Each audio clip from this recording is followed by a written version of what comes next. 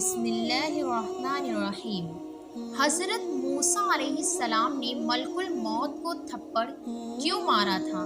ناظرین، حضرت موسیٰ علیہ السلام نے ملک الموت یعنی موت کے فرشتے حضرت عزرائیل علیہ السلام کو تھپڑ کیوں مارا تھا؟ حضرت موسیٰ علیہ السلام کی موت کیسے واقع ہوئی؟ یہی ہماری آج کی ویڈیو کا موضوع ہوگا، اور آج ہم آپ کو حدیث کی روشنی میں حضرت موسیٰ علیہ السلام اور ملک الموت کو حدیث کی روشنی میں حضرت عزرائیل علیہ السلام کا انتہائی دلچسپ واقعہ سنائیں گے۔ مگر ویڈیو میں آگے بڑھنے سے پہلے اگر آپ ہمارے چینل پر نئے ہیں تو برائے مہربانی ہمارا چینل نازیہ ٹیوب سبسکرائب کریں، جہاں آپ کو بالخصوص اسلامک ہسٹری اور بالعموم دنیا بھر کی منفرد معلومات پر مبنی ویڈیوز ملتی رہیں گی۔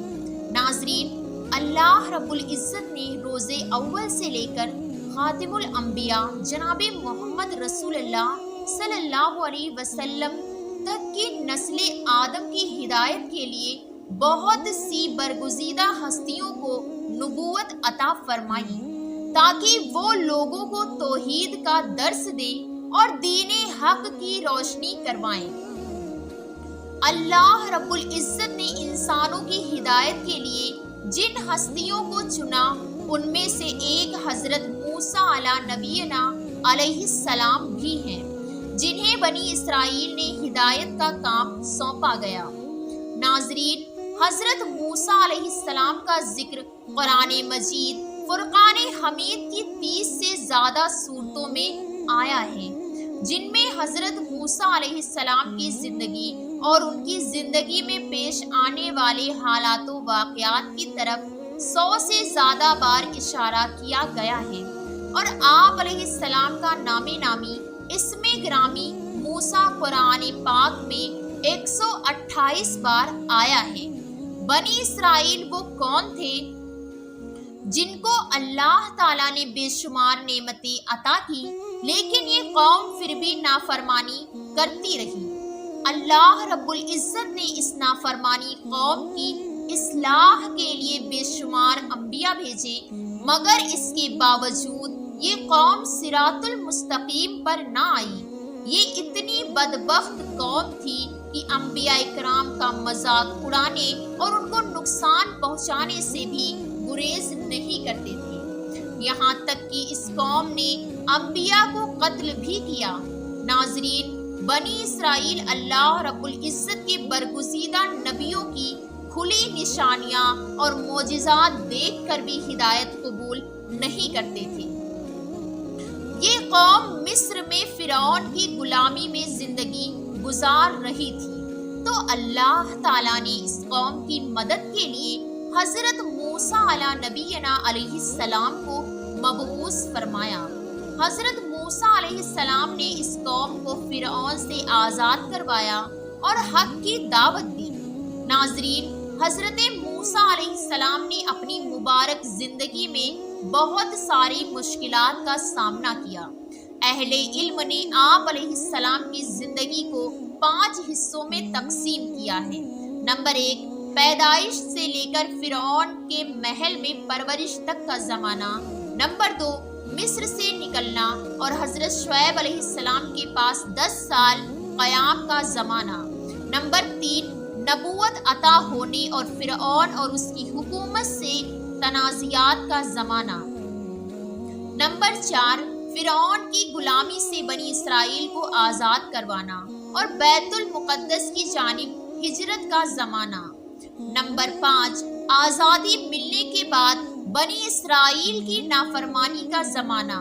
ناظرین، بنی اسرائیل کی نافرمانی اور زندگی کی تمام مشکلات کا سامنا کرتے کرتے حضرت موسیٰ علیہ السلام اس دنیا سے جب ان کا وقت رخصت آیا تو آپ علیہ السلام 120 برس کی عمر کے تھے۔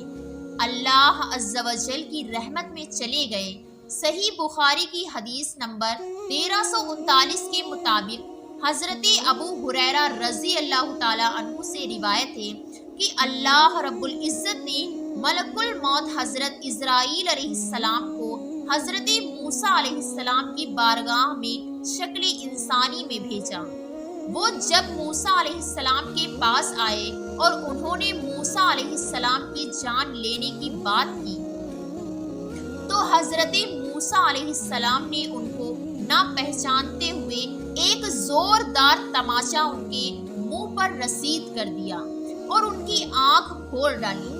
وہ واپس بارگاہ خداوند قدوس کے پاس گئے اور عرض کیا، یا اللہ، تو نے مجھے ایسے بندے کی طرف بھیجا جو مرنا نہیں چاہتا۔ اللہ تعالیٰ نے ان کی آنکھ پہلے کی طرح کر دی اور فرمایا کہ دوبارہ جا اور ان سے کہہ کہ آپ اپنا ہاتھ ایک بیل کی پیٹھ پر رکھیں اور پیٹھ کے جتنے بال آپ کے ہاتھ تلے آ جائیں، اور بال کے بدلے ہر بال کے بدلے 1 سال کی زندگی دی جاتی ہے۔ حضرت موسیٰ علیہ السلام تک جب اللہ تعالیٰ کا یہ پیغام پہنچا تو آپ نے کہا، اے اللہ، پھر کیا ہوگا؟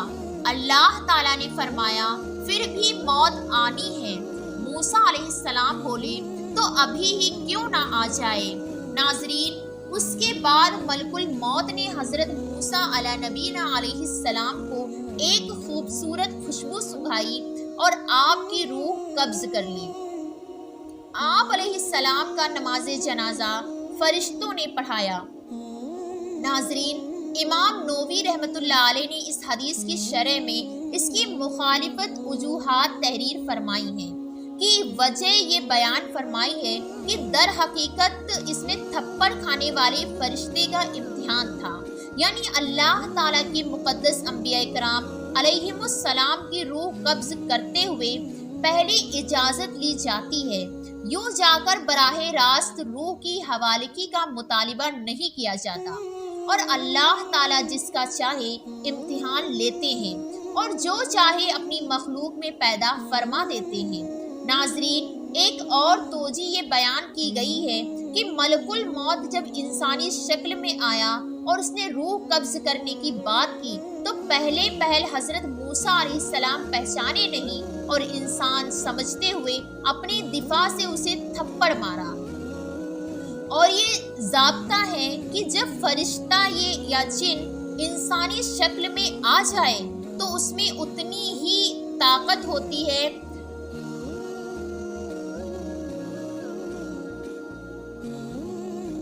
لہٰذا ملک الموت حضرت موسیٰ علیہ السلام کے تھپڑ کی تاب نہ رکھ سکے اور دوبارہ بارگاہ خداوند قدوس میں جا کر عرض کی کہ اے پروردگار، موسیٰ نے مجھے تھپڑ مارا اور وہ مرنا نہیں چاہتے۔ اللہ رب العزت نے دوبارہ موسیٰ علیہ السلام کی طرف ملک الموت کو بھیجا اور کہا کہ جا کر روح قبض کرنے آیا ہوں کہ خداوند قدوس کی طرف سے تمہاری روح قبض کرنے کے لیے آیا ہوں۔ جب دوبارہ حضرت موسیٰ علیہ السلام کی بارگاہ میں ملک الموت حاضر ہوئے اور ساری بات آپ کو بیان کر کے بتائی، اور وہ بات جو اللہ رب العزت نے حضرت موسیٰ علیہ السلام کے لیے فرمائی تھی کہ بیل کی پیٹھ پر ہاتھ رکھو، جتنے بال نیچے آئیں گے اتنی آپ کی عمر بڑھا دی جائے گی۔ مگر یہ حضرت موسیٰ علیہ السلام نے بارگاہ خداوند قدوس میں سوال کیا کہ اے پروردگار، اس کے بعد کیا ہوگا؟ تو اللہ رب العزت نے فرمایا، کیونکہ میرا یہ فرمان ہے کلو نفس ذائقۃ الموت، کہ آخرکار تمہیں ایک نہ ایک دن موت ضرور آنی ہے۔ تو اس کے بعد موسیٰ علیہ السلام نے عرض کیا، اے پروردگار عالم، اگر اس کے بعد بھی مجھے موت آنی ہے تو میں ابھی اپنی روح تیری بارگاہ میں دینے کے لیے تیار ہوں۔ ناظرین، فلسطین کے مقبوضہ علاقے صحرائی یہودا کے کنارے واقع شہر جیروکا میں ایک چھوٹی سی بستی ہے جو نبی موسیٰ کہلاتی ہے۔ یہ حضرت موسیٰ علیہ السلام کا وہاں پر مزار پر انوار ہے، جس کی تصدیق حدیث مبارکہ سے بھی ہوتی ہے۔ حضرت ابو ہریرہ رضی اللہ تعالیٰ عنہ سے روایت ہے کہ نبی کریم رؤوف الرحیم صلی اللہ علیہ وسلم نے ارشاد فرمایا کہ قدوس شریف کے نزدیک ایک شہر کے کنارے ایک سرخ پہاڑی کے دامن میں میرے بھائی نبی موسیٰ کی قبر ہے۔ ناظرین، اسی امید کے ساتھ اجازت دیجیے کہ آپ کو ہماری ویڈیو پسند آئی ہوگی۔ ملتے ہیں بہت جلد ایک نئی تاریخی تحقیقی اور معلوماتی ویڈیو کے ساتھ۔ دیکھتے رہیے ناظر ٹیوب۔ اللہ رب العزت آپ کا حامی و ناصر ہو۔ السلام علیکم ورحمۃ اللہ۔